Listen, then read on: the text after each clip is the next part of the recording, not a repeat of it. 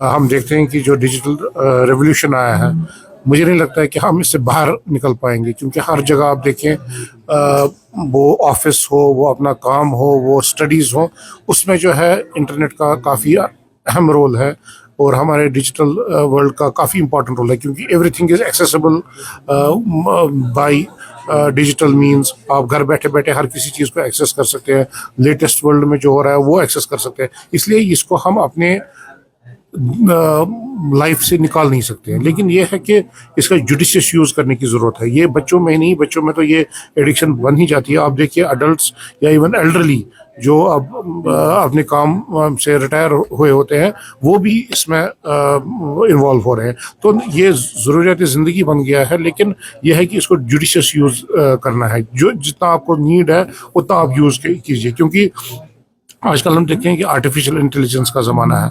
आप कोई भी नेट पे आप सर्च कीजिए कोई भी चीज़, आप अगर उसको फिर कोई भी वेबसाइट खोलेंगे, आप वो आपके दिमाग को पहचान लेता है और आपको इंक्लाइन करता है, आपको वही चीज़ दिखाता है जो आप देखना चाहते हैं, और उसी में आपको डीप ले चलता है, जिसकी वजह से हम पूरी तरीके से इसमें इन्वॉल्व हो जाते हैं और एक तरीके का एडिक्शन हो जाता है। लेकिन हमें कोशिश यही रखनी चाहिए कि जितना जुडिशियस हमें ज़रूरत है ज़िंदगी के लिए नेट चाहिए, उतना यूज़ आप करें।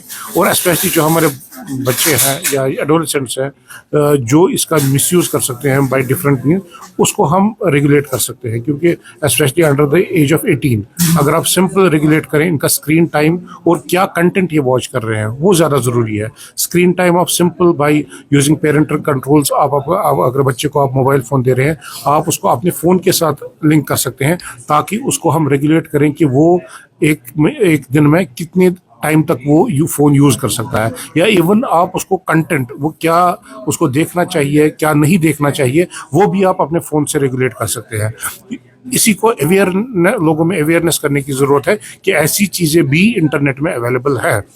फॉर एग्जांपल आप पेरेंट्स हैं, पेरेंट्स अपने फ़ोन से अगर बच्चे ने ऐसी कोई वेबसाइट खोली है जो उसको नहीं देखनी चाहिए, वो अगर आपके फ़ोन से लिंक्ड है, तो आपके फ़ोन पे एक नोटिफिकेशन आएगी कि आपका बच्चा इस गलत चीज़ को एक्सेस कर रहा है, और आप उसको रेगुलेट कर सकते हैं। तो ये बेसिकली यही अवेयरनेस करने की ज़रूरत है हमें मासेस में, ताकि इसका इंजुडिशियस यूज़ ना हो। And we have seen the climatic change, इससे लगा कि ज़्यादा ड्राइनेस जो कफनेस हुई है क्लाइमेटिक रीजंस की वजह से भी दमा वगैरह इस तरह के पेशेंट्स बढ़ गए।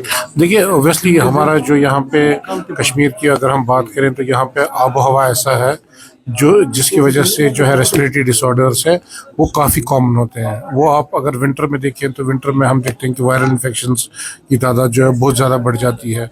और अगर हम ओवरऑल देखें, COPD और अस्थमा की इंसिडेंस जो है वो कश्मीर में बहुत ज़्यादा है। इससे मल्टीपल फैक्टर्स इन्वॉल्व है, वेदर एक इम्पॉर्टेंट रोल प्ले करता है, उसके अलावा स्मोकिंग, या उसके ओवरऑल हम देखें कि यहाँ पे ग्रीनरी बहुत है।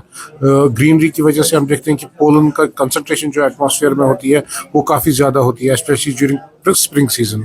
तो इसमें हम देखते हैं, इसकी वजह से हम देखते हैं कि एलर्जिक डिजीज़ की प्रेवलेंस जो है वो बहुत ज़्यादा होती है। तो एक मल्टीफैक्टोरियल चीज़ें हैं यहाँ पे एटमॉस्फेयर में या आबो हवा में हम देखें, जिसकी वजह से हमें देखते हैं कि रेस्पिरेटरी डिजीज़ की इंसिडेंस जो है वो हमारे कश्मीर में बहुत ज़्यादा है। What you will advice for patients, specially अगर इस तरह के मौसम के हालात और रहे तो बीमारियां और भी बढ़ सकती हैं? देखिए विंटर का तो इस time towards end of winter हम देख रहे हैं, लेकिन आगे आप देखेंगे कि स्प्रिंग का सीज़न आएगा, तो उसमें पोलन की कंसंट्रेशन जो है वो बहुत ज़्यादा बढ़ जाती है। और हमारे जो एलर्जिक पेशेंट्स होते हैं, वो राइनाइटिस के हो, वो अस्थमा के हो, या बाकी एलर्जिक पेशेंट्स हो, उनकी जो बीमारी है जो है उनमें अटैक्स काफ़ी ज़्यादा हो जाते हैं। तो हमारी लोगों से यही एडवाइस हमेशा रहती है कि वो कोई भी बीमारी हो, स्पेशली क्रॉनिक डिजीज़, वो COPD हो, वो अस्थमा हो, या कोई भी एलर्जिक डिजीज़ हो, तो उसमें एज पर द एडवाइस ऑफ डॉक्टर्स वो ट्रीटमेंट प्रोटोकॉल फॉलो करें, ताकि उनकी जो बीमारी है